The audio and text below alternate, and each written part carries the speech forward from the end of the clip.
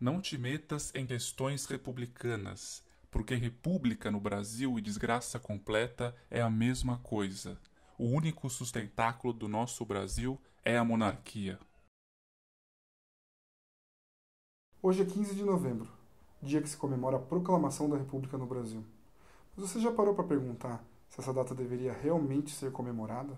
Muita gente considera a República uma evolução natural do sistema monárquico e, portanto, desconsidera o que realmente aconteceu naquele dia, um golpe de Estado, o primeiro golpe militar da história do Brasil.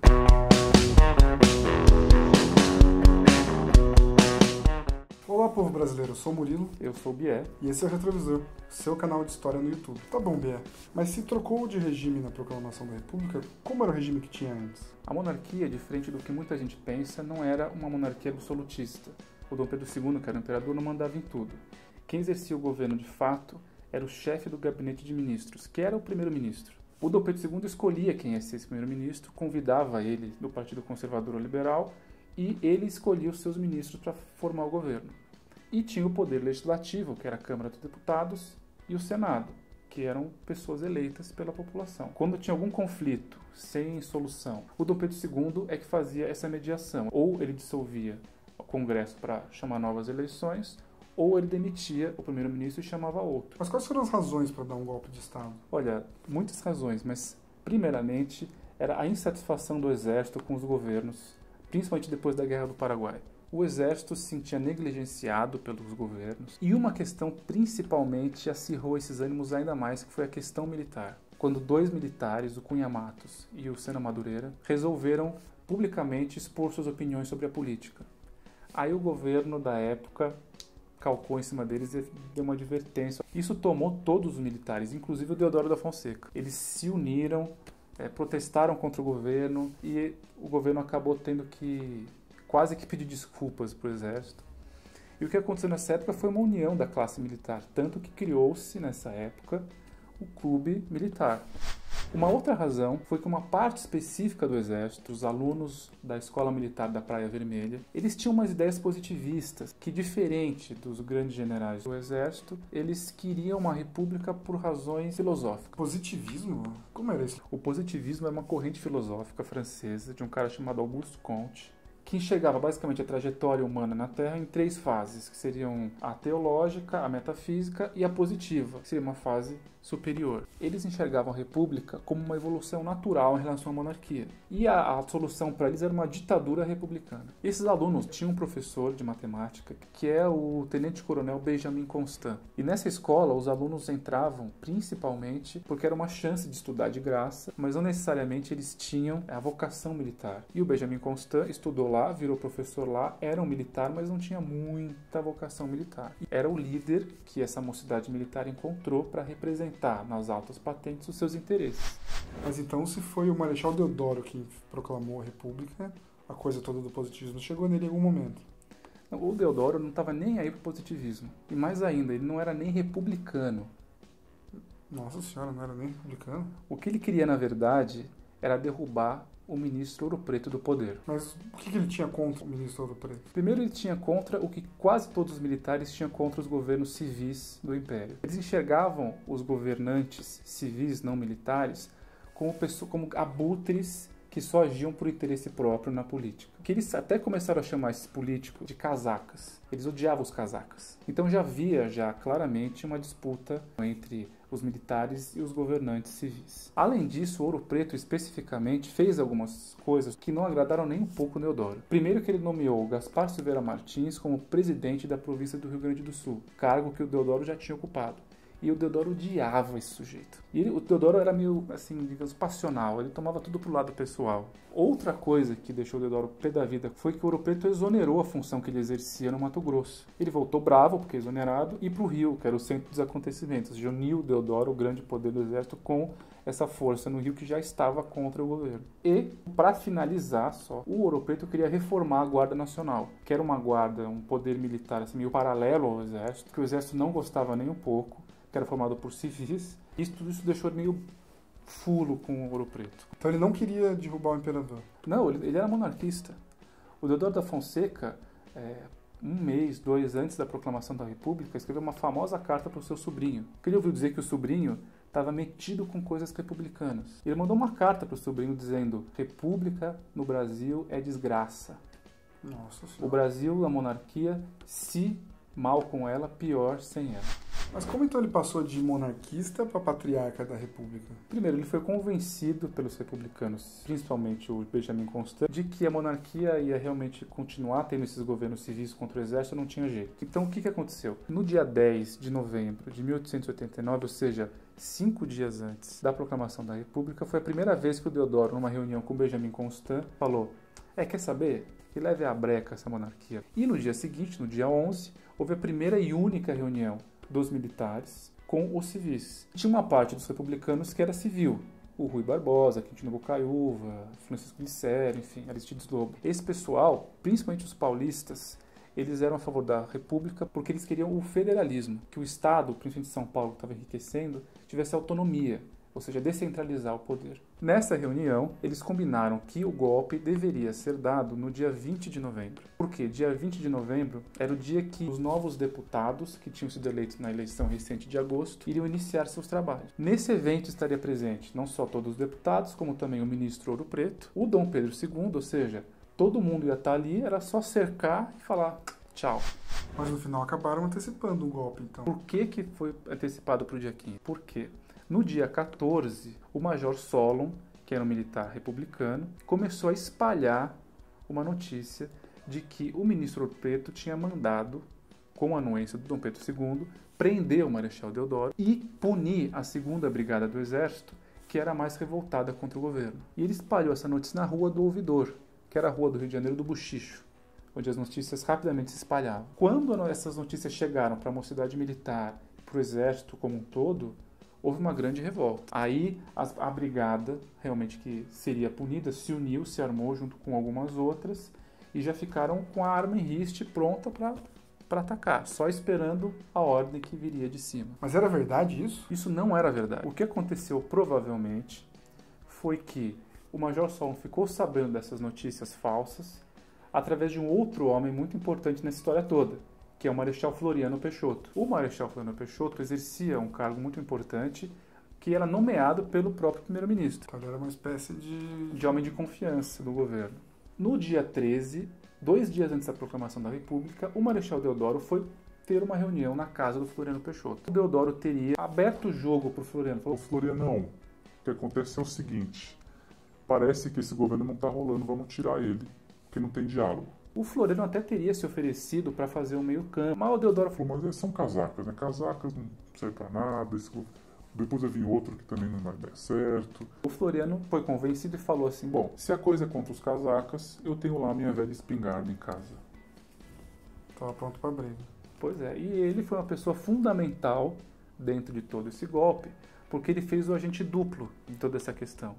Ele teria falado com o ministro da Guerra depois, o Visconde de Maracaju, teria dito: olha, Deodoro veio aqui, falou isso, vai ter golpe e tal. Ele, certo de que o Visconde de Maracaju tomaria providências de prender os envolvidos, procurou o Major Solon, chamou ele e falou: olha, vão prender o Deodoro e vão punir os militares revoltosos. Sem saber se isso ia acontecer mesmo. E provavelmente por isso o Major Solon jogou essas notícias e aí inflamou geral. Todos os militares revoltosos se uniram para dar o golpe. Mas como foi o dia 15 exatamente? Na noite do dia 14, as brigadas revoltosas já estavam armadas. Faltava o quê? Faltava um líder ir lá, vamos embora. O Benjamin Constant, assim que ficou sabendo que as brigadas estavam prontas, falou: bom, vou falar com o Deodoro. Foi na casa do Deodoro. Só que o Deodoro estava morrendo de espineia. Ele tinha um problema respiratório muito grave. Ele já estava mal nas outras reuniões, mas nessa ele estava que não passava daquela noite. E aí tentaram convencer ele, aí a mulher falou: você não sai de casa não, Deodoro, você tá doente. O Benjamin Constant ficou meio desgostoso ali, mas falou: quer saber? Vou eu. Um experiente professor de matemática, que não tinha vocação militar, que era meio tímido, que era meio complexado, pegou seu cavalo e foi liderar as forças. Inesperadamente, eis que surge, de repente, à frente das tropas, Deodoro da Fonseca. Ele venceu a doença para pegar seu cavalo e ir à frente das tropas rebeldes para dar o golpe. Que republicano, hein? Ele parecia um cadáver em cima do cavalo. Estava branco, respirava fazendo mais barulho do que um Fusca 68. Então ele foi, junto com o resto do exército revoltado, até o quartel-general do Rio de Janeiro. No quartel-general do Rio de Janeiro quem estava lá? O Visconde de Ouro Preto, junto com o Floriano Peixoto e o Visconde de Maracaju, que era o ministro da Guerra. O Visconde de Ouro Preto reconheceu depois que o pior erro foi ter ido para lá. Ele estava na marinha, de boa, de repente, convencido pelo ministro da Guerra, ele foi para lá justamente no centro dos acontecimentos, na boca dos leões. Chamou todos os ministros para se unir com eles lá, ou seja, juntou todo mundo ali para facilitar o golpe, assim, sem querer facilitar, mas enfim, acabou facilitando. Aí ele chegou com suas tropas na frente do portão pedindo uma reunião com o Floriano Peixoto. O ministro do Preto achou um absurdo total, então ele mandou o Floriano expulsar à força toda a tropa que estava lá na frente. O Floriano falou, não, é meio complicado, não dá para fazer. Mas aí o Visconde de Ouro Preto lembrou da Guerra do Paraguai, quando o exército brasileiro, em condições muito mais difíceis, fez coisas muito mais complicadas. Aí o Floriano respondeu uma coisa para ele que fez cair a ficha, e aí ele percebeu que tudo já tinha ido pro brejo. Ele olhou para o Visconde de Ouro Preto e disse, na Guerra do Paraguai estávamos contra os nossos inimigos. Aqui somos todos brasileiros. A casa caiu, seu Visconde. Aí é que realmente ele percebeu que todo o negócio estava armado. O que fizeram? Abriram o quartel-general para o Deodoro. Ele entrou triunfante no quartel-general, ele foi até a sala onde estava Ouro Preto com todos os seus ministros e, pela força, depôs o ministério.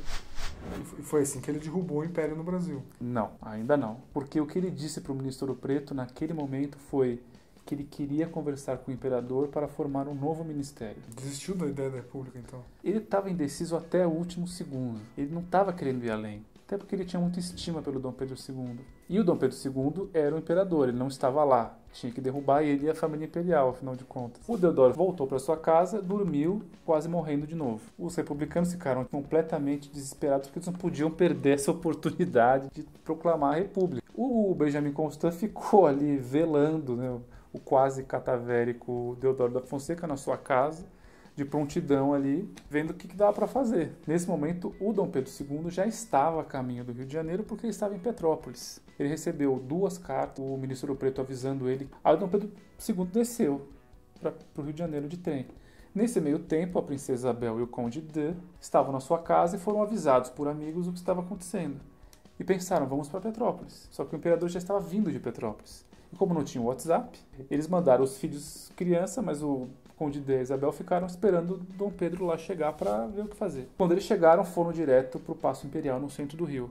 Lá, depois que o Ouro Preto saiu do quartel-general, ele contou tudo para o imperador. Falou, me derrubaram pela força, me demito. Aí pensaram quem seria o novo ministro. E aí é que o caldo entornou ainda mais. Quem eles pensaram em colocar como novo ministro? O grande, famoso e conhecido Gaspar Silveira Martins. Que é o cara que o Marechal Deodoro odiava de morte, né? Exatamente. O Ouro Preto foi ingênuo de sugerir, o Dom Pedro II displicente em aceitar. Porque além do Deodoro odiar este homem, ele estava vindo para o Rio de Janeiro e ia chegar 2 dias depois. Ia ficar 2 dias sem governo, numa situação dessa. O Conde de e a Princesa Isabel tentaram convencer o imperador de que não dava certo. Mas ele só foi convencido quando convocou a reunião do Conselho de Estado, que convenceu ele a chamar um outro cara, que ele decidiu que seria o Saraiva. O Conselho Saraiva chegou lá e já pediu para um emissário procurar o Deodoro para se reunir com ele e formar um ministério, já deixando claro que se submetia até à vontade dele. Quando o emissário voltou, ele tinha uma resposta já definitiva. O Deodoro mandou dizer que já era tarde, a república já estava feita. Porque chegou no ouvido dele a história que o desafeto dele ia virar primeiro-ministro. Na verdade, chegaram pro Constant e falaram, Constant, acho que estão querendo pôr o Gaspar Silveira Martins como presidente do conselho, primeiro-ministro e tal. Se deram de bandeja esse motivo, eu vou passar pra frente. Chegou pro Deodoro e falou, Deodoro, eu sei que você não quer derrubar a monarquia, mas eu tenho uma coisa pra te dizer. Aí é que ele realmente falou, não, esse cara, bom, além de tudo tinha ficado com a mulher que o Deodoro gostava no passado. Ele resolveu, dessa vez, tá bom, vai dar essa porcaria de república que eu assino. E depois dessa assinatura, república proclamada, o exército cercou o Paço Imperial, prendeu a família imperial. No dia seguinte, o Major Solon foi pessoalmente entregar para o imperador a carta do exílio. E até a princesa Isabel diz que ele chegou chamando de Sua Majestade. Apesar da república já ter sido proclamada. Por que não foi o Deodoro que foi mandar a carta? Não foi o Deodoro porque ele disse... Se eu for lá, o velho chora, eu choro e tá tudo acabado. Acabou essa república em 2 dias.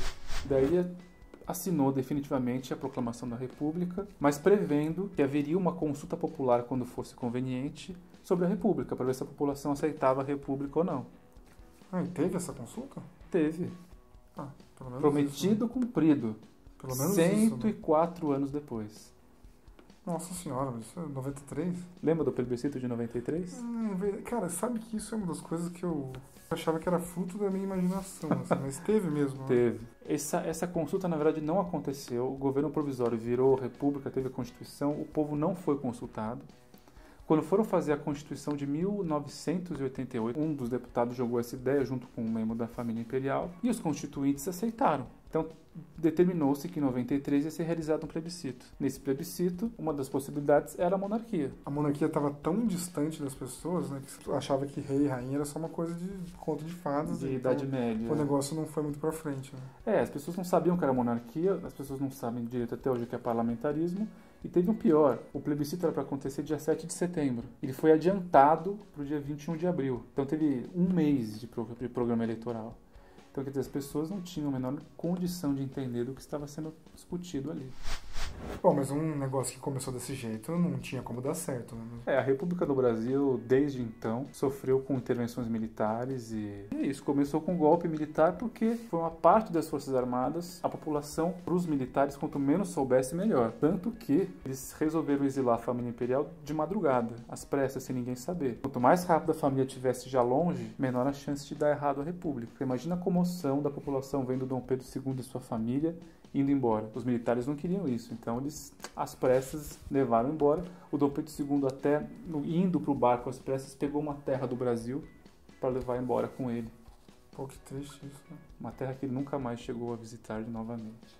Cara, mas isso é uma coisa engraçada, né? Porque o Brasil tem, né?